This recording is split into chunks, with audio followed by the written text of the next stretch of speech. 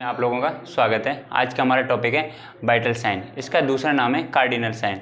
आप लोगों को अच्छा लगे तो लाइक एंड सब्सक्राइब जरूर करें। मेरा चैनल है वाईफाई नर्सिंग क्लासेज। ठीक है, आज का हमारा टॉपिक है वाइटल साइन। तो आज हम बात कर रहे थे वाइटल साइन का।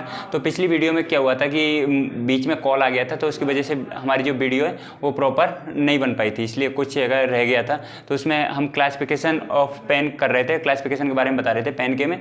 तो अब नेक्स्ट वीडियो हम अब बता रहे हैं नेक्स्ट। ठीक है, तो हमारा ये क्लासिफिकेशन ऑफ पेन का जो क्लासिफिकेशन हम बात करते हैं, तो सबसे पहले हम बात करते हैं, एक तो होता है हमारा नॉर्मल। तो नॉर्मल में तो जो इंसान होता है वो कैसे दिखता है, नॉर्मल जब हम देखते हैं तो उसमें मतलब कि मुस्कुराता हुआ इंसान नजर आता है। ठीक है, उसके बाद में आता है हमारा माइल्ड। माइल्ड में हम पेशेंट को देखते हैं तो माइल्ड के अंदर कैसा होता है कि जो माइल्ड के अंदर जो क्लासिफिकेशन के अंदर हमारा माइल्ड क्लासिफिकेशन आता है, तो इसमें क्या है कि हल्का सा मतलब मुस्कुराहट होती है। जैसे हम फैटिक होते हैं, थकान हो जाती है, सुबह से शाम तक जब क्लास के अंदर हम बैठे हुए रहते हैं तो उसकी वजह से हमको क्या हो जाती है, थकान हो जाती है। थकान की वजह से हमारी बॉडी के अंदर क्या होता है, हल्की सी वीकनेस आ जाती है। तो उसकी वजह से जो हमारी बॉडी का जो हमारा जब फेस को हम देखते हैं तो फेस में हल्का सा मुस्कुराहट होती है, ज़्यादा नहीं होती। मतलब कि जो नॉर्मली हम मतलब नॉर्मल इंसान को हम मॉर्निंग के टाइम पे देखें उसके चेहरे को, और एक शाम के टाइम हम चेहरे को देखें तो थोड़ा सा हल्का सा बदलाव दिखाई देता है। तो वो हम माइल्ड पेन के अंदर महसूस करते हैं। इसके बाद में नेक्स्ट है हमारा मॉडरेट। मॉडरेट होता है जब इंजेक्शन, किसी को हम इंजेक्शन लगाते हैं तो इंजेक्शन की वजह से जो पेन होता है उसे हम मॉडरेट पेन कहा जाता है। इसके लिए हम नंबर भी देते हैं, जैसे माइल्ड पेन के लिए 1 से 2 नंबर देते हैं, जबकि हम मॉडरेट पेन के लिए 2 से 3 नंबर देते हैं। इसके बाद में आता है हमारा सीवियर। तो सीवियर का जो पेन होता है, सीवियर जब पेन होता है तो इसे हम ये हमको देखने को मिलता है फ्रैक्चर के पेशेंट में। जब किसी को एक्सीडेंट होता है तो उस टाइम क्या होता है, फ्रैक्चर हो जाता है। तो फ्रैक्चर के दौरान हमको क्या देखने को मिलता है, इसमें जो पेन होता है, इसमें जो चेहरे का जो मतलब चेहरा देखने को मिलता है, तो इस टाइप से पेशेंट चेहरे को बना लेता है। और जो हमारा मॉडरेट है उसमें मतलब देखते हैं तो उसमें क्या करता है, चेहरे को सीधा सा कर लेता हो। इसके बाद में इसमें मॉडरेट में हल्का सा चेहरे को करता है, फ्रैक्चर में पेशेंट को देखने को मिलता है इस टाइप से चेहरा। और इसके बाद आते हैं सीवियर के बाद में आता है वेरी सीवियर। तो वेरी सीवियर हम पेशेंट देखते हैं तो वेरी सीवियर के अंदर जो पेन हम वेरी सीवियर के अंदर जब पेन होता है तो उसमें जो चेहरे का जो वो आता है तो वो क्या करता है, जो उसके लिप्स होते हैं, लिप्सों को इस टाइप से मतलब कि फोल्ड कर लेता है। जो पेशेंट होता है वो अपने लिप्सों को, उसका जो फेशियल एक्सप्रेशन देखते हैं, फेशियल एक्सप्रेशन इस टाइप से अपने फेस के लिप्स को अपने मतलब कि फोल्ड कर लेता है। तो इस टाइप से हमको देखने को मिलता है। ये हमको जब ऑपरेशन, पेशेंट का ऑपरेशन होता है तो पोस्ट ऑपरेटिव पेशेंट के अंदर हमको देखने को मिलता है ये। ठीक है, इसके बाद हम बात करते हैं ब्रुस्ट पेन। इसके बाद नेक्स्ट टाइप होता है हमारा ब्रुस्ट पेन। जो ब्रुस्ट पेन का जो पेशेंट होता है, ब्रुस्ट पेन के अंदर हम पेशेंट को देखते हैं तो पेशेंट क्या करता है, रोने तक लग जाता है। इसके हम एग्जांपल की बात करूं इसके, तो इसके एग्जांपल हैं जैसे कि एमआई हो गया, एमआई का पेन। दूसरा एमआई का पेन जो होता है वो चेस्ट के अंदर बहुत सीवियर पेन होता है, उससे हम एमआई का पेन कहा जाता है। इसमें क्या होता है कि पेशेंट के आंसू तक निकल जाते हैं। इसके बाद नेक्स्ट है हमारा लेबर का पेन। लेबर जो पेन होता है, लेबर का पेन एक ऐसा पेन होता है कि इसमें मतलब कि एक साथ ये फीमेलों में ऐसा माना गया है कि फीमेल की 206 हड्डियों को एक साथ तोड़ दिया जाए तो उसके साथ मतलब जो सीवियर पेन महसूस होता है, इस टाइप से लेबर के दौरान पेन होता है। जब 200 हड्डियों को एक साथ चूरमूर किया जाएगा तो उसका पेन होता है वो इतना महसूस, मतलब इतना सीवियर पेन होगा कि जो मतलब कि सहन नहीं कर पाती है फीमेल है। तो इस टाइप से मतलब कि लेबर के दौरान पेन देखने को महसूस होता है, तो उसके लेबर के दौरान देखने को मिलता है। इसके बाद हम देखते हैं मतलब कि और हम देखें इसके बाद में बात करते हैं हम कैंसर। जो कैंसर के जो पेशेंट होते हैं, कैंसर के भी क्या होता है, बहुत सीवियर पेन देखने को महसूस होता है। तो ये भी हम इसमें देखने को मिलते हैं। तो इस टाइप को हम ब्रुस्ट पेन कहा जाता है। ब्रुस्ट टाइप से हम इस पे फेस पे चेक करते हैं, फेस में पेशेंट के आंसू तक निकल जाते हैं। ठीक है, इसके बाद हम नेक्स्ट बात करते हैं मैनेजमेंट। ये तो मैंने ये पिछली वीडियो में बात की थी, इसके बाद मैंने अब दोबारा से भी इसको एक्सप्लेन कर दिया है। ठीक है, इसके बाद हम बात करते हैं मैनेजमेंट की। मैनेजमेंट, तो मैं मैनेजमेंट की बात करता हूँ। Management of pain. पेन का मैनेजमेंट। पेन का जो मैनेजमेंट होता है, हम 2 टाइप से पेन का मैनेजमेंट करते हैं। एक तो होता है फार्माकोलॉजिकल, दूसरा होता है नॉन फार्माकोलॉजिकल। इसके 2 टाइप होते हैं, फार्माकोलॉजिकल और दूसरा नॉन फार्माकोलॉजिकल। एक होता है फार्माकोलॉजिकल पेन, दूसरा होता है नॉन फार्माकोलॉजिकल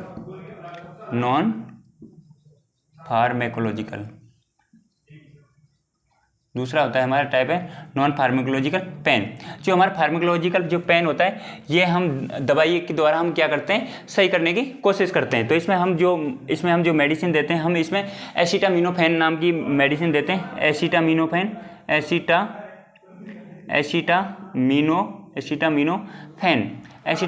नाम की ड्रग्स आती है। एसिटामिनोफेन नाम की जो ड्रग देते हैं, इससे क्या होता है, माइल्ड टू मॉडरेट पेन को कम किया जाता है। Acetaminophen drugs given by mild to moderate pain. जो माइल्ड टू मॉडरेट पेन होता है उसको क्या करती है, ये रिलीव करती है। Mild to moderate pain to relieve, ये क्या करती है, उसमें रिलीव दिलाती है। माइल्ड टू मॉडरेट जो पेन होता है पेशेंट के, तो इसमें हमें एसिटामिनोफेन ड्रग दी जाती है। इसे प्राइमरी एनाल्जेसिक ड्रग भी कहा जाता है। इसको हम प्राइमरी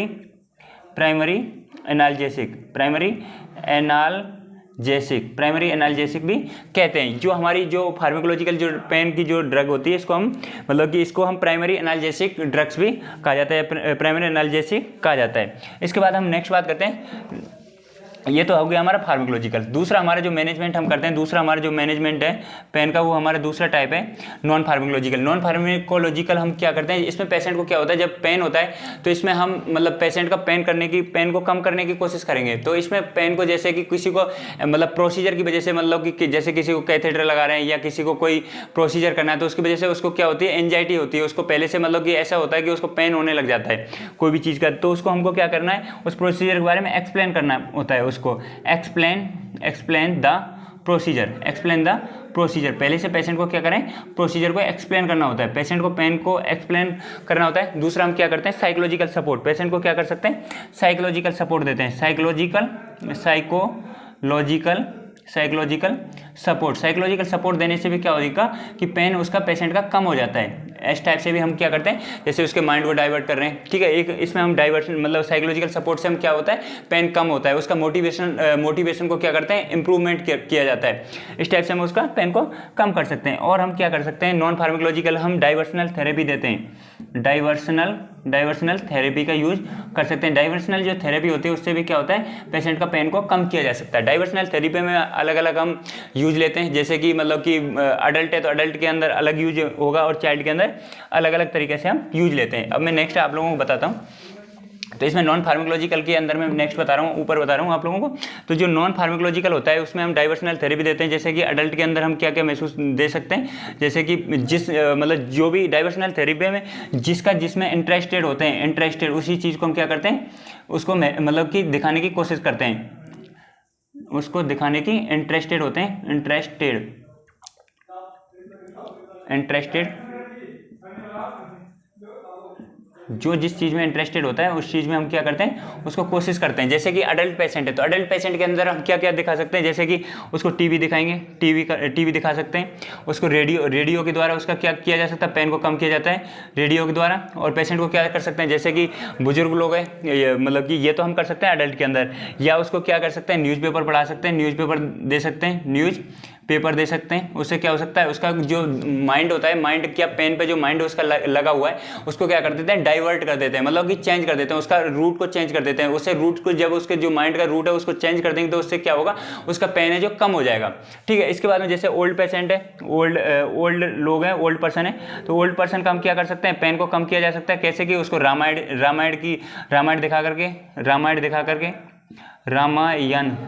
दिखा करके कम कर सकते हैं। महाभारत दिखा करके कम किया जा सकता है, महाभारत को दिखा करके कम किया जा सकता है।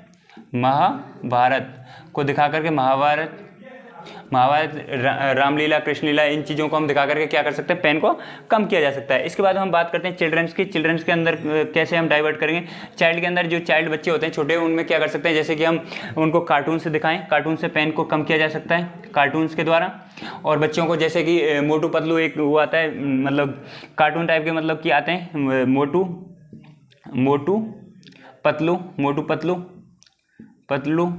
मोटू पतलू ऐसी चीज़ हम दिखा करके क्या कर सकते हैं, बच्चे का पेन को कम किया जा सकता है, ठीक है। इसके बाद हम नेक्स्ट बात करते हैं, इन चीज़ों को हम दिखा करके बच्चों का पेन को कम कर सकते हैं। जैसे कोई मतलब खिलौना है वो दे देंगे बच्चों को, खिलौना टॉयज दे करके हम बच्चे के पेन को कम किया जा सकता है, ठीक है। ये हमारे इस टाइप से हम क्या कर सकते हैं, बच्चों का पेन को कम किया जा सकता है। अब कुछ और हैं जो हम नॉन फार्माकोलॉजिकल के अंदर हम पेन को कम करने की कोशिश करते हैं। जैसे कि पोजिशन दे करके, जिस पोजिशन में पेशेंट को, इसमें क्या करते हैं, कुछ पोजीशन आती है, position provide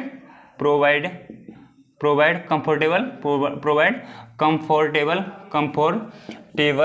provide comfortable position. इसमें क्या करते हैं, जो कंफर्टेबल पोजीशन दे करके पेशेंट का पेन को कम किया जाता है। जैसे कि कंफर्टेबल पोजीशन देते हैं पेशेंट को, कौन कौन सी पोजीशन, जैसे कि पेशेंट के अपेंडिसाइटिस हुआ है तो अपेंडिसाइटिस को हम अपेंडिसाइटिस वाली कंडीशन में हम पेन को क्या कर सकते हैं, कम किया जा सकता है। तो अपेंडिसाइटिस में हम पेशेंट को, जैसे कि उसके राइट साइड में जब पेन होता है तो राइट साइड की उसी पोजीशन पेशेंट को मतलब पोजीशन देते हैं, विद साथ में नी को फ्लेक्स कर देते हैं इनसाइड की ओर, अंदर की ओर फ्लेक्स कर देते हैं। उससे क्या होता है, टू रिलीव द पेन, उसका जो पेन होता है वो क्या हो जाता है, रिलीव हो जाता है। ठीक है, तो इसको मैं एक बार लिख देता हूँ, साथ में लिख के भी बता देता हूँ। तो इसमें क्या करते हैं, जैसे कि पेशेंट है किसका, अपेंडिसाइटिस का, अपेंडिसाइटिस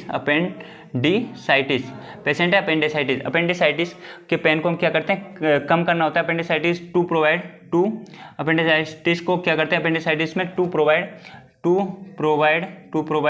पेशेंट को कौन सी पोजीशन देंगे, इसमें पेशेंट को देते हैं राइट लेटरल पोजीशन देंगे पेशेंट को, राइट लेटरल पोजीशन देते हैं पेशेंट को, राइट लेटरल पोजीशन विद नी, उसकी जो नी होती है उनको क्या करते हैं, फ्लेक्स कर देते हैं उसकी नी को फ्लेक्स्ड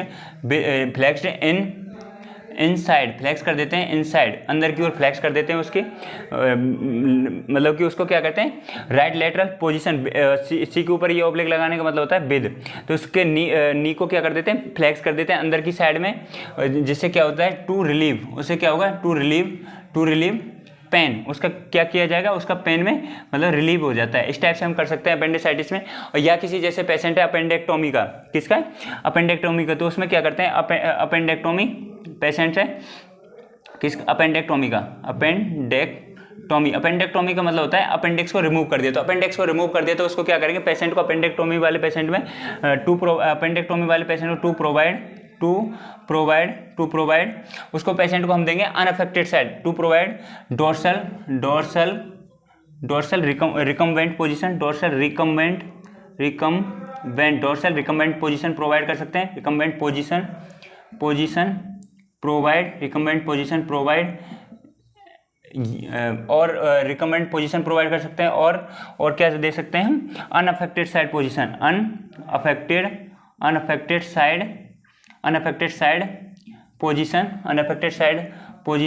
प्रोवाइड करते हैं, अनअफेक्टेड साइड पोजीशन प्रोवाइडेड, इसमें क्या करते हैं, अनअफेक्टेड साइड की पोजीशन प्रोवाइडेड कर देते हैं पेशेंट को। ठीक है, इस टाइप से हम क्या कहते हैं, इस टाइप से क्या हो सकता है, उसके पेन में टू रिलीव द पेन, इससे क्या होता है, रिलीव मिलता है पेशेंट को। इस टाइप से हम पोजीशन देते हैं तो पेशेंट को क्या मिलता है, रिलीव मिलेगा इस टाइप से। ठीक है, इसके बाद हम नेक्स्ट बात करते हैं, ये तो हो गया हमारे कंफर्टेबल पोजीशन के द्वारा भी अपन क्या कर सकते हैं, पेन को इस टाइप से हम कम कर सकते हैं। और भी इसमें आगे बात करते हैं, हॉट एंड कोल्ड एप्लीकेशन के द्वारा भी हम क्या कर सकते हैं, ये सारे जो मैं करा रहा हूँ ये सारे क्या है, नॉन फार्माकोलॉजिकल ट्रीटमेंट होते हैं। ठीक है, तो इसमें नेक्स्ट है हमारे नॉन फार्माकोलॉजिकल ट्रीटमेंट के अंदर और हम कम कर सकते हैं, जैसे कि नॉन फार्माकोलॉजिकल जो ट्रीटमेंट है या मैनेजमेंट कर रहे हैं नॉन फार्माकोलॉजिकल में, तो इसमें नेक्स्ट हमारा बात करते हैं नॉन फार्माकोलॉजिकल के अंदर हम नेक्स्ट है मैनेजमेंट हो गया। इसके बाद नेक्स्ट हम बात करते हैं हॉट एंड कोल्ड एप्लीकेशन के द्वारा, हॉट एंड कोल्ड एप्लीकेशन के द्वारा भी हम पेन को क्या कर सकते हैं, कम कर सकते हैं। Hot and cold application hot and cold application के द्वारा हम पेन को कम किया जाता है, हॉट एंड कोल्ड एप्लीकेशन के द्वारा। तो इसमें hot and cold application to relieve the pain, to relieve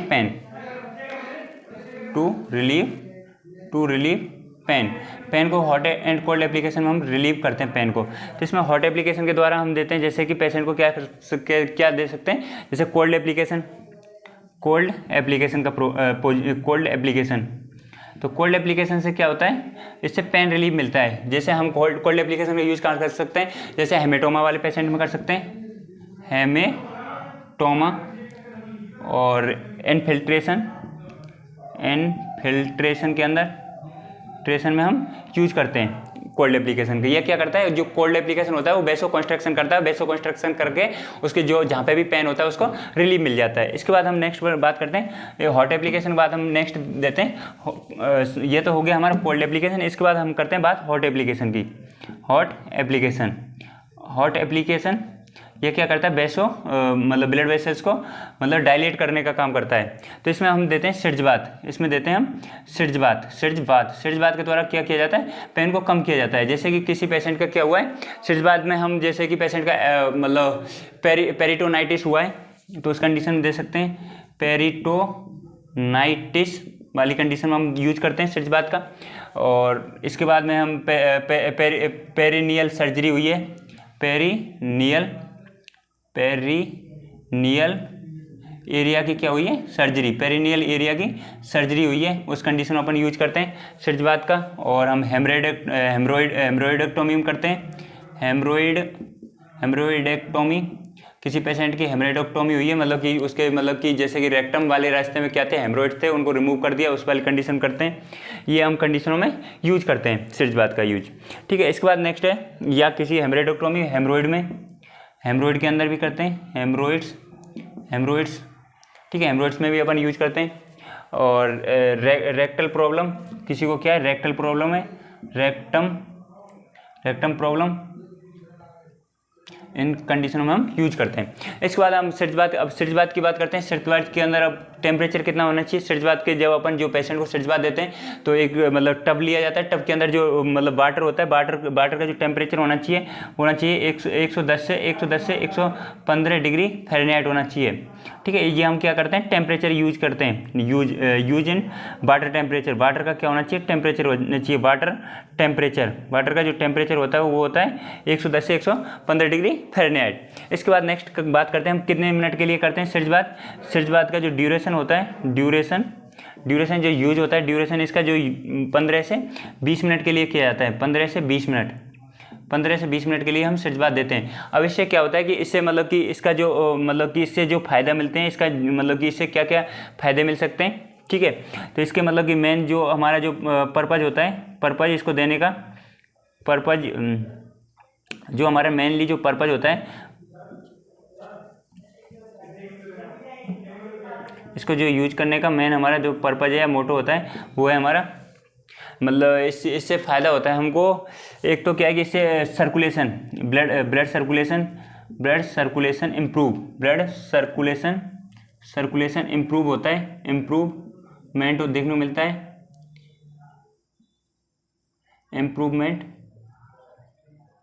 improve देखने को मिलता है। इसके बाद में और इसके हमको क्या फ़ायदा होता है, एक तो ब्लड सर्कुलेशन में इम्प्रूवमेंट देखने को मिलता है सिरजबात के द्वारा।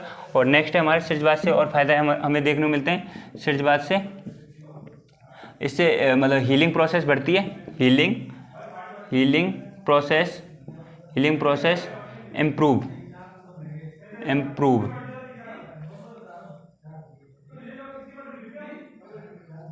हीलिंग प्रोसेस इम्प्रूव होती है। इसके बाद हम नेक्स्ट बात करते हैं, हीलिंग प्रोसेस इम्प्रूव होती है, और ये सारी चीज़ हम सिरजबात के अंदर बात करते हैं। ठीक है, इसके बाद हम नेक्स्ट बात करेंगे, इससे हम सिरजबात कब नहीं देना चाहिए, मतलब अवॉइड, नोट डाल करके हम लिख सकते हैं कि सिरजबात को अवॉइड करते हैं, सिरजबात को अवॉइड द सिरजबात अवॉइड करते हैं आफ्टर सर्जरी। किसी पेशेंट की क्या हुई है, सर्जरी हुई है, आफ्टर सर्जरी रेक्टम की, आफ्टर सर्जरी रेक्टम एरिया की, रेक्टम एरिया क्या हुई है, सर्जरी हुई है, तो उस कंडीशन में हम क्या करते हैं, सिरजबात को अवॉइड करते हैं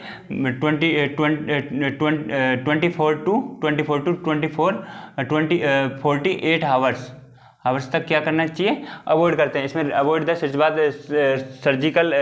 सर्जरी में रेक्टल एरिया की 24 to 48 आवर्स तक। ठीक है, इसके बाद में हम क्या कर सकते हैं, 48 आवर्स के बाद 48 आवर्स आफ्टर प्रोवाइड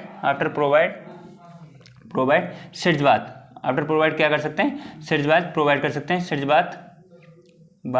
प्रोवाइड कर सकते हैं सिरजबात 48 आवर्स बाद हम दे सकते हैं। इससे क्या होगा, हीलिंग प्रोसेस इम्प्रूव, इससे होगा सिरजबात से क्या होगा, हीलिंग प्रोसेस इम्प्रूव,